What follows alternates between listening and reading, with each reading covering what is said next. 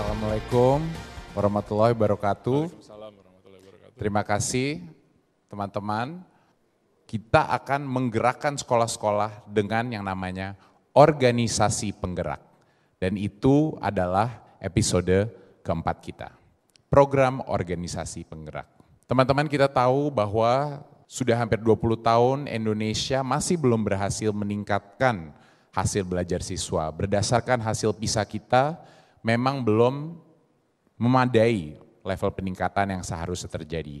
Walaupun positifnya adalah jauh lebih banyak anak-anak kita sekolah, tetapi dari sisi pencapaian pembelajaran masih belum memadai. Itu yang telah kita lihat dari hasil PISA tersebut. Teman-teman, yang terpenting untuk diingat adalah seluruh perubahan kebijakan dan reformasi pendidikan ini tidak akan mungkin bisa sukses tanpa perubahan di dalam sekolah tersebut. Itu adalah kuncinya. Apapun yang kita lakukan kalau tidak terasakan oleh murid-murid di dalam kelas, artinya tidak ada perbaikan yang signifikan. Artinya tidak ada perbaikan yang bermakna. Perubahan itu harus dimulai di dalam sekolah. Sekarang saya akan mengenalkan suatu konsep, yaitu konsep namanya sekolah penggerak. Apa itu sekolah penggerak? Sekolah penggerak adalah suatu sekolah yang dapat menggerakkan sekolah-sekolah lain. Apa itu ciri-cirinya sekolah penggerak? 1, dia mempunyai kepala sekolah yang benar-benar mengerti proses pembelajaran siswa dan mampu mengembangkan guru-guru di bawahnya dia. Bukan hanya kepala sekolah yang bisa memanage secara operasional suatu sekolah, tapi dia mengerti benar apa itu menjadi guru yang baik dan bagaimana bisa menjadi mentor untuk guru-guru di dalam sekolahnya. Itulah ciri-ciri sekolah penggerak. Dia punya kepala sekolah penggerak yang menjadi mentor untuk guru-gurunya. Kedua, guru-guru di dalam sekolah penggerak selalu berpihak kepada anak.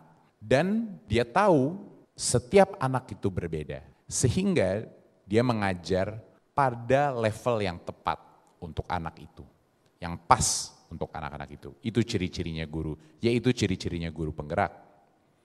Dan tentunya dari sisi siswanya, mereka adalah siswa-siswa yang suatu sekolah yang menghasilkan profil siswa yang berakhlak mulia, independen dan mandiri, punya kemampuan bernalar kritis, kreatif, gotong royong, dan punya rasa kebinekaan dalam negara dan global.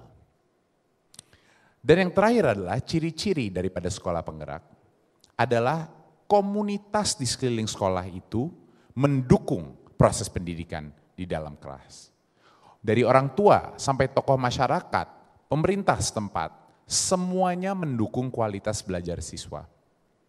Ya, ini adalah ciri-cirinya sekolah penggerak. Dan sekolah penggerak adalah sekolah yang bisa menggerakkan di masa depan, bisa menggerakkan sekolah-sekolah lainnya. Menjadi salah satu panutan, menjadi tempat pelatihan, dan juga menjadi inspirasi bagi guru-guru dan kepala sekolah yang lainnya. Bisa terlihat bahwa pemimpin sekolah tersebut, kepala sekolahnya yang mendorong berbagai macam program-program, mengajar dengan cara yang partisipatif, dengan hal-hal yang unik, dengan banyak inovasi. Dan guru-gurunya juga mendukung pemimpinnya dengan berpartisipasi di dalam budaya literasi ataupun hal-hal lainnya. Dan itu adalah kuncinya sekolah penggerak. Sekolah penggerak terdiri dari kepala sekolah penggerak dan guru-guru penggerak. Dan apa hasilnya? Seperti yang kita lihat di video itu, pelajaran itu tidak dilakukan satu arah saja, tapi merupakan suatu berbagai macam aktivitas yang menyenangkan bagi siswa, tapi juga bermuat kompetensi-kompetensi yang sangat penting untuk bisa bernalar kritis, untuk bisa berkolaborasi dan untuk bisa menjadi kreatif. Itulah yang terjadi di dalam ruang kelas sekolah penggerak. Seperti tadi dicoba di videonya, suatu ruang baca, bukan hanya ruang baca saja, bukan hanya di dalam perpustakaan, tapi bahkan kantinnya pun dijadikan perpustakaan juga. Jadi selama anak-anak itu makan, dia bisa membaca. Buku-buku yang dipilih bukan hanya buku-buku paket saja, bukan hanya buku-buku akademis saja, tapi buku-buku menyenangkan yang akan menarik bagi anak-anak. Karena yang terpenting itu adalah membaca. Guru-guru tersebut beraktif menciptakan berbagai macam inovasi di dalam kelas untuk khusus kebutuhan masing-masing anak. Itulah ciri-ciri guru penggerak. Jadi apa itu 3 hal yang kita selalu lihat di dalam sekolah-sekolah penggerak? Baik gurunya maupun anaknya, banyak tanya, banyak coba, dan banyak karya. Agar semua hal yang kita lakukan ke dalam 4,5-5 tahun ke depan ini terus berjalan selama-lamanya, kami membutuhkan ribuan sekolah penggerak di seluruh daerah Indonesia. Sekolah-sekolah penggerak inilah yang mau apapun kebijakan yang terjadi dari Kementerian Pendidikan dan Kebudayaan, mereka akan menjadi pemimpin-pemimpin gerakan Merdeka Belajar di masing-masing daerah. Mereka lah menjadi mercusuar, mereka lah menjadi pusat pelatihan, mereka menjadi inspirasi bagi guru-guru dan kepala sekolah lainnya. Kita selama ini sudah mencoba beberapa hal untuk menemukan formula daripada sekolah penggerak ini. Ada beberapa yang sukses, ada beberapa yang kurang sukses. Kita dulunya punya program binaan khusus, sekolah inti, sekolah imbas. Jadi sekarang pertanyaannya, apa sih yang beda dengan problem ini, dengan program ini? Beberapa hal, permasalahan yang kita ketemui dari berbagai macam pengalaman di masa lalu adalah kurangnya dukungan dari pemangku kepentingan. Biasanya program-program seperti ini didorong oleh pemerintah. Dan pada saat pemerintah programnya berubah atau mungkin kebijakan berubah, program itu momentumnya mulai turun. Dan pada saat pendanaan misalnya selesai, karena program pemerintah selesai, programnya pun tidak berkelanjutan. Dan selama program itu terjadi banyak sekali pergeseran guru dan kepala sekolah yang sebenarnya tidak bisa terjadi kalau kita ingin meningkatkan kemampuan sekolah penggerak tersebut. Komunitas pun tidak terlalu banyak dilibatkan. Jadi bagaimana program organisasi penggerak ini berbeda? Yang berbeda adalah organisasinya. Yang berbeda adalah ini adalah suatu gerakan yang bukan dilaksanakan oleh pemerintah, tapi dilaksanakan oleh berbagai macam organisasi yang sudah beraktivitas di dunia pendidikan, yang selama ini sudah bekerja keras untuk mencoba meningkatkan kualitas pendidikan di Indonesia. Bahkan banyak dari mereka yang tidak pernah meminta bantuan dari pemerintah pun. Tapi sekarang kita akan mendukung mereka. Selama berpuluh-puluh tahun pemerintah mencoba melakukannya sendiri. Tapi kali ini kita akan mencoba hal yang berbeda. Kita akan melakukan penciptaan sekolah-sekolah penggerak dengan berbagai macam metode. Dengan menghormati keberagaman metode yang ada di dalam komunitas kita, yang ada di dalam masyarakat kita.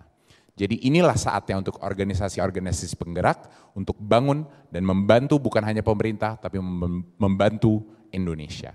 Organisasi penggerak inilah yang akan berada walaupun nanti misalnya ganti menteri, ganti kebijakan, organisasi penggerak ini akan terus bergerak. Ini adalah jawaban kami untuk banyaknya kritik bahwa kalau program berhenti bagaimana? Inilah pentingnya punya civil society, inilah pentingnya punya organisasi penggerak. Mereka akan kita bantu dengan pendanaan, dengan seleksi yang transparan dan fair, untuk mentransformasi suatu sekolah menjadi sekolah penggerak. Kedepannya mereka bisa mendapatkan dana juga dari berbagai macam instansi, bukan hanya pemerintahan. Jadi dari sisi sustainability daripada pendanaan pun ini akan jauh lebih efektif dan akan terus berjalan walaupun ganti menteri, walaupun ganti kebijakan. Pada tahun 2020 dan 2022, program organisasi penggerak ini akan menargetkan kira-kira 50.000 guru, kepala sekolah, dan tenaga pendidikan di dalam 5.000 sekolah, yaitu sekolah apa saja, PAUD, SD, dan SMP. ya. PAUD, SD, dan SMP. Kenapa kita memilihnya yang lebih muda? Ya, kenapa tidak memilih SMA? Satu, karena ya memang dari sisi sumber daya kita punya constraint, kita punya limit. Jadi kita harus memilih mana yang bisa punya dampak lebih transformasional terhadap masa depan bangsa, ya semakin muda. Semakin muda, semakin besar dampaknya dan semakin kelihatan perubahannya. Karena menurut sains daripada pendidikan, menurut berbagai macam research, semakin mudah kita melakukan intervensi, semakin tinggi benefit untuk anak tersebut. Jadi kita akan memberikan pendanaan dan monitoring terhadap 3 jenis program, ya 3 jenis grup. Jadi tipe pendanaannya ini ada 3. Kita kasih nama berdasarkan binatang. Ada yang gajah, ada yang macan, sama ada yang kijang. Yang gajah itu yang pendanaannya paling besar karena dia sudah punya skala yang besar dan sudah bisa membuktikan bahwa dia bisa mengimplementasi dan membuktikan hasil akhirnya dari sisi pembelajaran siswa itu. Outcome-nya sudah terbukti. Ini sekitar program-program yang kita danai, program gajah itu bisa sekitar 100 lebih sekolah yang mereka akan intervensi, 100 lebih sekolah yang akan mereka improve. Program macan adalah yang lebih kecil, mungkin belum bisa membuktikan secara rinci dengan data apa hasilnya, tapi sudah ada mulai indikasi awal bahwa program ini efektif. Ya, dia akan mengejar sekitar dari 20 sampai 100 sekolah dan pendanaannya tentunya lebih kecil. Dan kijang ini yang paling lincah-lincah. Masih kecil, mungkin belum 100% terbukti, tapi timnya hebat, mereka punya konsep yang hebat dan mereka patut diberikan kesempatan. Kenapa kita juga ingin memasukkan kijang-kijang ini dalam program ini, yang kecil-kecil yang mungkin belum terbukti? Alasannya adalah kita belum tahu siapa gajah-gajah di masa depan. Benar nggak? Kita belum tahu gajah-gajah di masa depan. Banyak sekali konsep-konsep baru dan inovatif yang harus kita tes di skala yang lebih kecil untuk mengetahui apakah mereka potensi untuk menjadi salah satu penggerak yang besar. Ya, siapa tahu kijang menjadi macan, siapa tahu macan menjadi gajah di masa depan. Kita lihat bagaimana kita mengukur kesuksesan daripada masing-masing organisasi penggerak ini. Tentunya kita harus fair. Semuanya akan diukur dengan cara yang sama. Kita akan mengukur dengan 3 instrumen. Yang pertama adalah bagi teman-teman yang sudah menonton episode 1, itu adalah asesmen kompetensi minimum dan survei karakter. Ya, seperti yang dibilang kemarin yang menggantikan UN sama instrumennya, yaitu tes di numerasi, literasi dan juga berbagai macam survei karakter. Dan kita akan juga ada instrumen pencapaian dan pertumbuhan dan perkembangan anak. Ini mirip seperti asesmen kompetensi tapi lebih untuk PAUD. Ya, jadi nggak bisa gunakan tes yang sama. Untuk SD, SMP, SMA tentunya PAUD akan menggunakan instrumen yang berbeda. Lalu bukan hanya itu, kita juga akan mengukur lebih dalam arti praktek-praktek mengajar yang akan terjadi di dalam sekolah itu seperti apa. Dan akan kami ukur. Jadinya memang benar, kemampuan bernalar kognitif adalah yang paling penting. Kalau organisasi itu tidak menunjukkan perubahan dalam numerasi, literasi, asesmen kompetensi minimum, tentunya itu berarti tidak berhasil menjadi sekolah penggerak. Tetapi dia bisa menambahkan dan meningkatkan poin-poin dia atau kinerja dia dengan menunjukkan perubahan mindset. Perubahan pola pikir melalui survei karakternya. Jadinya ini adalah penilaian yang holistik, bukan hanya kognitif. Dan yang tentunya dengan pengukuran peningkatan motivasi dan praktek-praktek mengajar dengan survei-survei itu, kita juga mengetahui apakah kultur atau budaya pembelajaran dalam sekolah itu sudah meresap apa tidak. Dan itu akan sangat penting sekali. Jadi kita harus menunjukkan bahwa sekolah yang diintervensi oleh organisasi penggerak harus di atas rata-rata sekolah yang tidak diintervensi di daerah yang sama dengan berbagai macam kontrol sistem yang saintifik. Semua akan diukur dengan metrik yang sama. Caranya setiap organisasi penggerak mencapai goal itu akan berbeda-beda. Dan dari situlah teman-teman kita akan mengetahui apa strategi-strategi organisasi-organisasi ini yang terbaik. Sehingga itu bisa menjadi pembelajaran buat pemerintah dan yang lebih penting lagi pembelajaran bagi sekolah-sekolah di sekelilingnya dia. Nah, banyak yang menanyakan saya, Mas Menteri, kalau saya punya organisasi, tapi kita bukan fokus kepada numerasi dan literasi.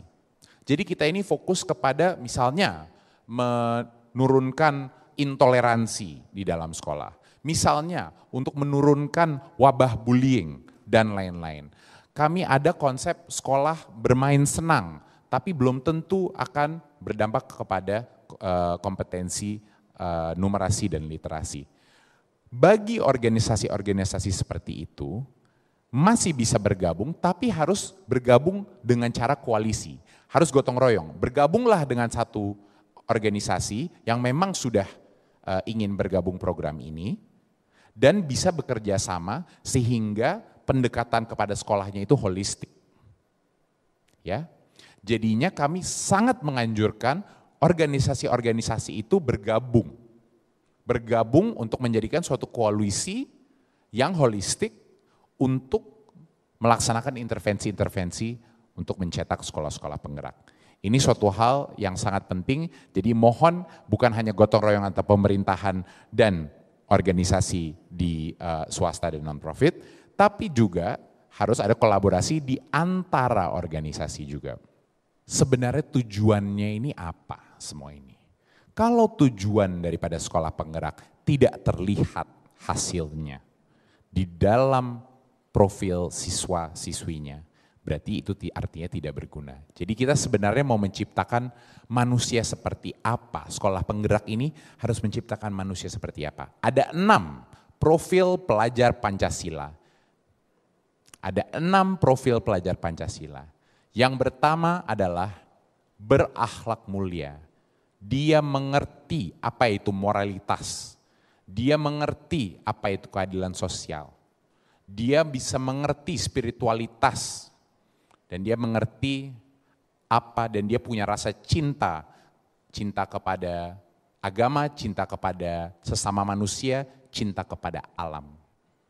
Itu merupakan suatu hal yang sangat penting, berakhlak mulia. Kedua adalah kreativitas.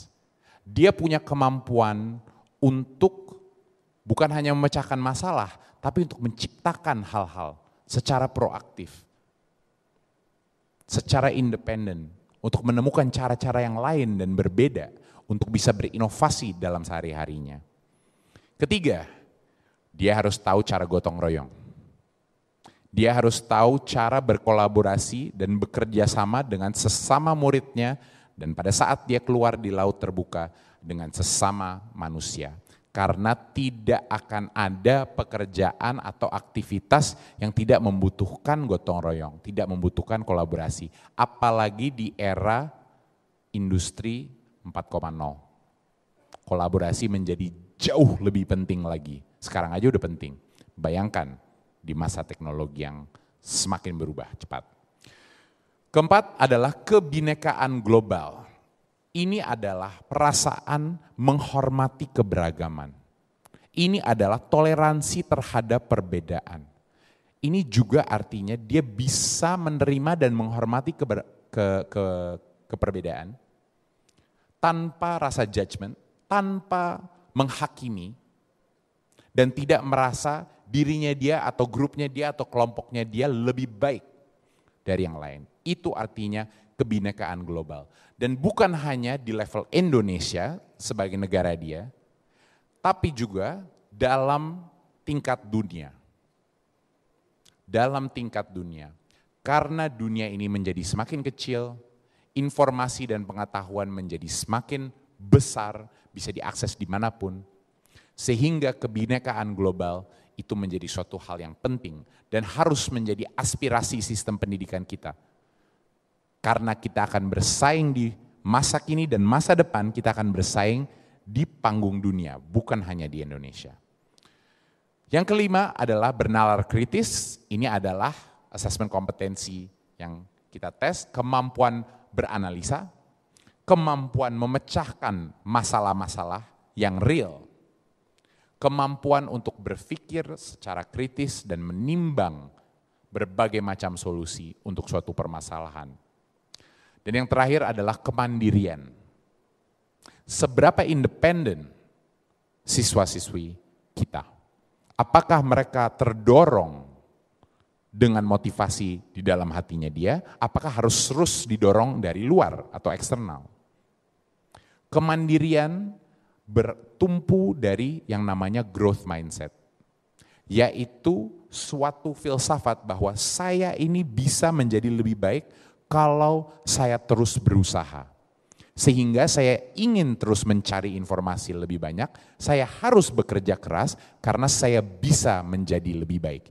Ini adalah kunci daripada mindset untuk kemandirian siswa-siswi kita. Dinas pendidikan di masing-masing daerah akan memiliki peran yang luar biasa pentingnya dalam keberhasilan program organisasi penggerak ini. Ini tidak mungkin hanya gotong royong pemerintah pusat dengan berbagai macam organisasi penggerak. Dinas sebagai pemilik sekolah-sekolah di semua daerah harus mendukung dan juga akan memberikan berbagai macam informasi kepada organisasi penggerak agar program mereka sukses. Jadi dari sisi organisasi dan koordinasi di lapangan, ini yang harus dilakukan oleh dinas dan organisasi penggerak. Untuk mengidentifikasi sekolah-sekolah yang paling punya potensi terbaik menjadi sekolah penggerak juga membutuhkan informasi dari berbagai macam dinas. Setiap organisasi penggerak dan dinas akan juga menandatangani suatu MOU yang akan didukung oleh pemerintah pusat. Agar ada formalitas, ada suatu janji, komitmen di antara dinas dan organisasi-organisasi penggerak. Dan salah satu hal yang terpenting, dinas bertanggung jawab untuk mempertahankan guru dan kepala sekolah di dalam sekolah-sekolah yang berpotensi menjadi sekolah penggerak.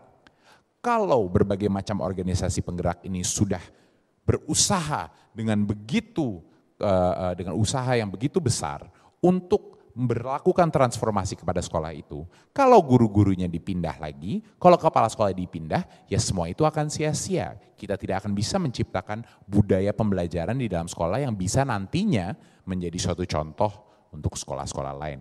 Jadi itu suatu harapan bagi semua dinas untuk membantu melindungi guru-guru dan kepala sekolah di dalam sekolah penggerak tersebut agar tidak diganti-ganti, agar tetap di sekolah itu. Dan juga pengawasnya harus mendukung program ini dan memperbolehkan berbagai macam inovasi di beberapa sekolah penggerak ini. Dan tentunya membangun lingkungan yang inovatif untuk meningkatkan pembelajaran siswa ini. Apa yang dinas bisa lakukan juga untuk mendorong sekolah-sekolah lain untuk mengunjungi, untuk melihat aktivitas yang sedang terjadi, dan juga motivasi. Dari tanggal 16 Maret sampai 16 Mei itulah waktu untuk pengajuan proposal dan evaluasi proposal kita. Hari ini kita melakukan forum organisasi penggerak, sekali lagi mohon maaf kita tidak melakukannya secara langsung, tapi mulai dari 16 Maret sampai 16 Mei itu adalah pengajuan proposal dan evaluasi. Baru kita akan dari 16 Mei sampai 30 Juni melakukan berbagai macam proses verifikasi setelah itu. Seperti dilihat di sini ada websitenya sekolah.penggerak.kemdikbud.go.id. Ya, sekali lagi sekolah.penggerak.kemdikbud.go.id untuk mencari informasinya mengenai kalender, schedule, dan requirement. Banyak sekali teman-teman yang menanyakan kepada kita, saya nggak punya organisasi, tapi saya ingin bantu. Nah inilah makanya kita membuka namanya juga komunitas penggerak. Jadi pegiat pendidikan yang kalau mereka bukan bagian dari organisasi, mereka bisa menjadi sukarelawan.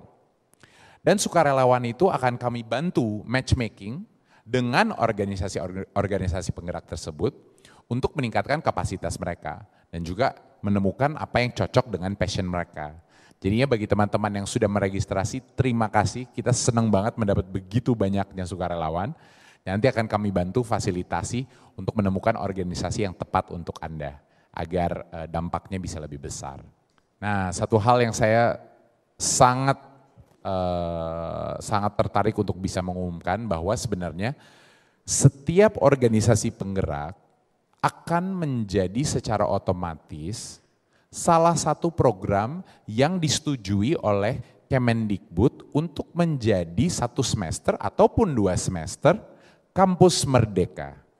Jadi bagi mahasiswa-mahasiswa yang sedang mencari program 1 semester atau 2 semester, sekarang semua organisasi penggerak yang terpilih masuk program ini untuk mengerjakan sekolah penggerak, boleh membuka programnya kepada mahasiswa dan akan mendapatkan full SKS, minimum 20 SKS. Jadi bayangkan, bagi semua organisasi penggerak ini menjadi peningkatan kapasitas mereka dengan cara yang sangat cepat, dengan anak-anak muda terbaik se-Indonesia. Seleksi proses semua dipegang organisasi penggerak, tidak ada pemaksaan apapun, itu terserah mereka mau memilih siapa mahasiswanya. Tapi pada saat Kemendikbud sudah meng-approve organisasi penggerak itu, semua mahasiswa se-Indonesia boleh meluncurkan aplikasi dan kalau mereka diterima, kalau programnya 6 bulan, programnya 1 tahun, tapi minimal kan 1 semester yaitu 5-6 bulan. Itu akan secara otomatis kalau diterima oleh organisasinya akan mendapatkan full SKS, 20 SKS. Jadi ini merupakan hal yang sangat menarik, tolong mahasiswa se-Indonesia, tolong tunggu pada saat organisasi penggeraknya sudah terpilih, kalau Anda punya passion dalam menggerakkan sistem pendidikan kita, inilah kesempatannya, jangan disia-siakan. Bagi organisasi penggerak, jangan disia-siakan punya pemimpin-pemimpin muda terbaik di Indonesia membantu Anda meningkatkan kapasitas. Ini akan menjadi pemimpin pendidikan masa depan kita. Jangan disia-siakan, mohon segera diterima mahasiswa-mahasiswa terbaik kita. Organisasi penggerak ini akan disaring dengan suatu proses yang sangat ketat. Suatu proses di mana pemilihannya mulai dari registrasi, evaluasi proposalnya pun dilakukan tim independen. Ya, pemilihannya itu dilakukan oleh tim independen. Ya, di luar daripada kementerian. Ya. Dan semua kontrak dan pelatihan teknis akan dilakukan untuk memastikan organisasi-organisasi ini bisa menciptakan hasil dengan sukses. Dan tentunya implementasi dan pengawasan akan terus berjalan. Kita akan membutuhkan pelaporan yang ketat dan juga seperti tadi pengukuran dari hasil juga akan dilakukan secara standar. Ini sangat penting dan kami harus jujur, kalau organisasi itu terbukti setelah beberapa waktu untuk tidak menciptakan hasil, tentu pendanaannya akan di stop. Kalau ada program yang ternyata menunjukkan bukti hasil yang sangat berdampak, sangat bermakna, lompatan hasil pembelajarannya maupun dari metrik-metrik yang kita ukur, itulah yang akan kita masukkan ke dalam pendanaan yang lebih besar untuk skala. Jadi ini adalah proses seleksi itu bukan pada saat penerima aja, tapi secara berkala akan dilakukan evaluasi dan bagi yang udah nggak lolos lagi tidak dilanjutkan, bagi yang sangat baik akan dilanjutkan dan bahkan dikembangkan lagi. Jadi ini adalah proses yang organik dan dinamis, terus berjalan. Alhamdulillah sampai sekarang ini kita sudah mendapatkan registrasi dari 3.300 organisasi di seluruh Indonesia. Ini luar biasa. Kami sangat terharu di Kementerian Pendidikan dan Kebudayaan, begitu banyaknya organisasi yang sebenarnya ingin membantu pendidikan di Indonesia. Dan lebih dari 12.000 relawan. 12.000 relawan, ini dalam waktu yang sangat pendek, begitu banyaknya relawan yang ingin berpartisipasi.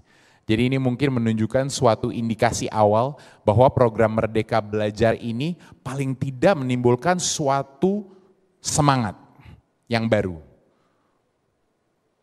Suatu kesadaran bahwa ini bukan tugasnya pemerintah saja, tapi ini tugasnya kita semua.